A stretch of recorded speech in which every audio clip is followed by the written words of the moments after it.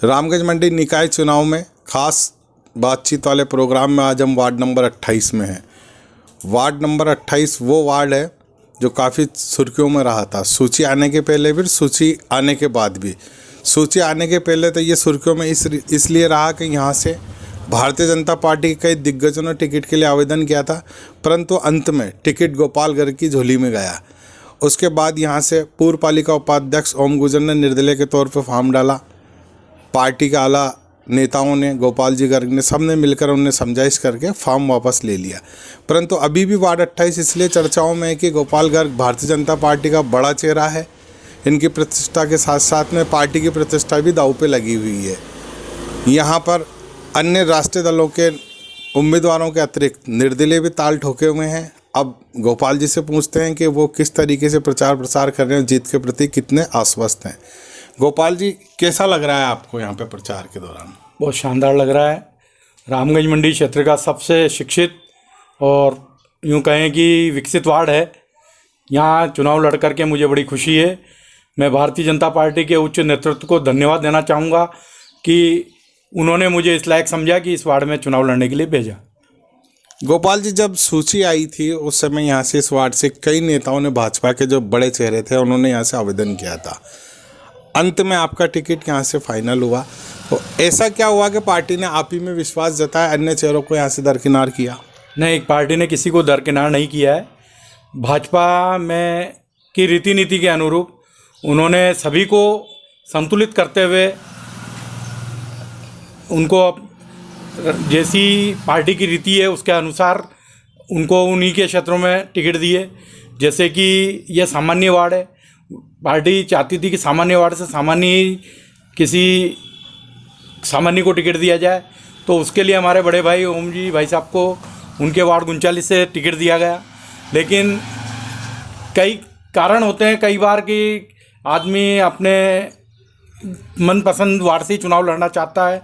भाई साहब की इच्छा थी कि यहीं से लड़ें, लेकिन उन्होंने मुझ पर स्नेह रखते हुए अपना फार्म वापस ले लिया है और जैसा पार्टी का आदेश हुआ है उस अनुरूप चुनाव लड़ रहे हैं। आप प्रचार में जा रहे हैं, मतदाताओं से कैसा आपको यहाँ पर समर्थन मिल रहा है और आप जीत के प्रति कितने आश्वस्त हैं? मैं जीत के प्रति 120% आश्वस्त हूँ। यहाँ के मतदाता पढ़ा लिखा वर्ग है, शिक्षित वर्ग है, वो किसी के लिए खुली बात नहीं करता है। उनको बिल्कुल अपने काम से काम रखने वाले मतदाता हैं, व्यापारी वर्ग हैं, वो खुल कर के मेरे साथ भी लगे हुए हैं, तो और लोगों के साथ भी लगे हुए हैं। जैसे देखने को मिल रहा है यहाँ पे, जैसे विपक्षी दल कांग्रेस के प्रत्याशी के अतिरिक्त या निर्दलीय भी हैं, और चर्चाओं में ऐसा है कि कांग्रेस से ज़्यादा आपको टक्कर निर्दलीय दे रहे हैं, तो ऐसा आप कैसा महसूस कर रहे हैं इसको? कांग्रेस का वजूद पूरे रामगंज मंडी में नहीं है। हर जगह लगभग हमारे ही कार्यकर्ता चुनाव लड़ रहे हैं। कई जगह निर्दलीय के रूप में लड़ रहे हैं, कई पार्टियां बदल करके लड़ रहे हैं। कांग्रेस की हमेशा से रीति नीति रही है कि वो ये देखती है कि भाजपा टिकट दे दे, जो बचे उनको हम टिकट दे दें। इसी के अनुरूप उसने जगह जगह प्रत्याशी खड़े किए हैं।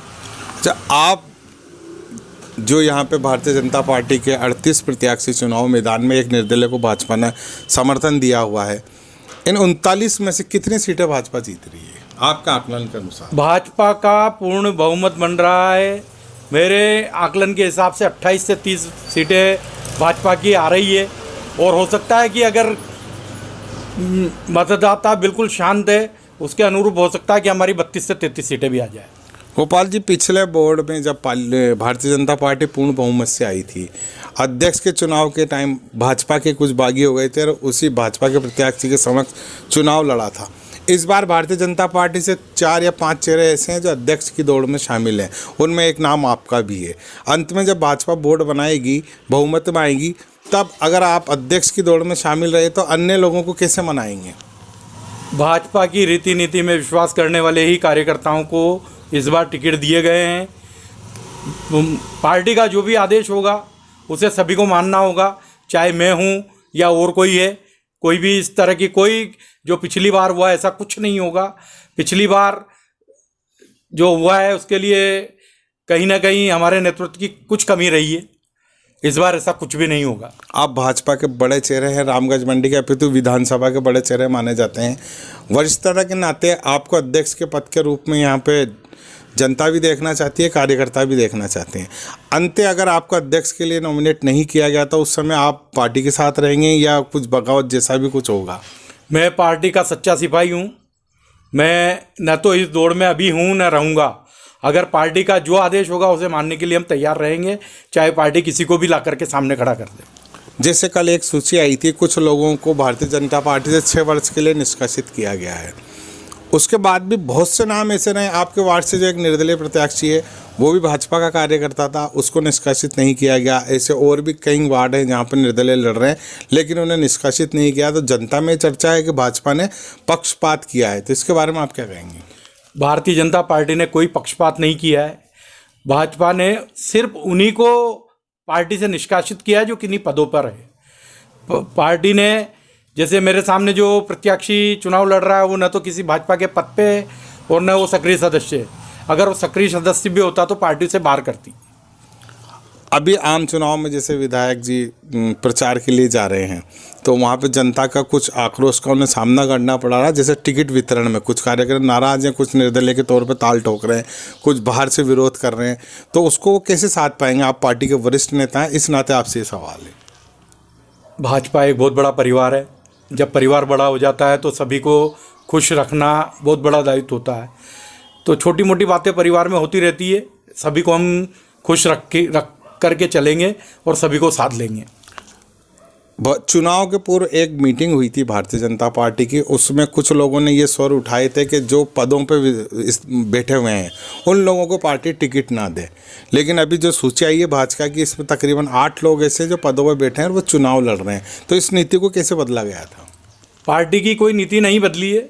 पार्टी ने जिताऊ टिकाऊ उम्मीदवारों को ही टिकट दिए हैं और पार्टी में पद किसी ने मांगे नहीं थे। पार्टी ने उनको अनुकूल मानते हुए पदों पे बिठाया है। जब हमारे चुनाव की घोषणा हुई उसके बाद सभी से आवेदन मांगे गए तो पार्टी के पदाधिकारियों ने उसमें आवेदन किए। पार्टी ने उनको उचित मानते हुए सभी को टिकट दिए हैं। ज़रूरत हुई तो हो सकता है पार्टी में कुछ चेंज भी आए। पार्टी भारतीय जनता पार्टी के जो बड़े नेता हैं वो चुनाव के माहिर खिलाड़ी थे। इतने माहिर और अनुभवी नेता होने के बावजूद 2 प्रत्याशियों का आवेदन खारिज हुए हैं भारतीय जनता पार्टी की। ये बहुत बड़ी कमी थी पार्टी की। राजस्थान में अभी हमारी सरकार नहीं है और आप इस बात को जानते हैं कि जब सरकारें होती है तो वो अपने अनुकूल वातावरण तैयार करने के लिए इस तरह के हथकंडे अपनाती है। उसी के अनुरूप ये कुछ हुआ है। तो ये 2 आवेदन खारिज होना को आप साजिश मानते हैं सत्ता पक्ष की? साजिश तो नहीं कह सकते हैं, छोटे मोटे मुकदमे उनके ऊपर हैं, वो भी राजनीतिक मुकदमे हैं, कोई उनके ऊपर आपराधिक मुकदमे नहीं है। लेकिन सत्ता का दुरुपयोग होता है, इस बात को ध्यान में रखते हुए हुए हैं इस तरह के। गर्ग साहब, आपसे आखिरी सवाल है कि आप वार्ड वासियों से अपने पक्ष के मतदान के लिए किस तरह अपील करेंगे? मैं वार्ड नंबर 28 के सभी मतदाताओं से निवेदन करना चाहता हूं कि वो वार्ड नंबर 28 में मुझे पार्टी ने जो आदेश दिया है उसके लिए ज़्यादा से ज़्यादा मतों से विजय बनाए। मैं उनकी भावनाओं पर खरा उतरने के लिए हर तरह के संभव प्रयास करूंगा और इस वार्ड को रामगंज मंडी का नंबर 1 वार्ड बनाने के लिए जो भी करना पड़ेगा उसके लिए मैं तैयार हूं। जय हिंद, जय भारत।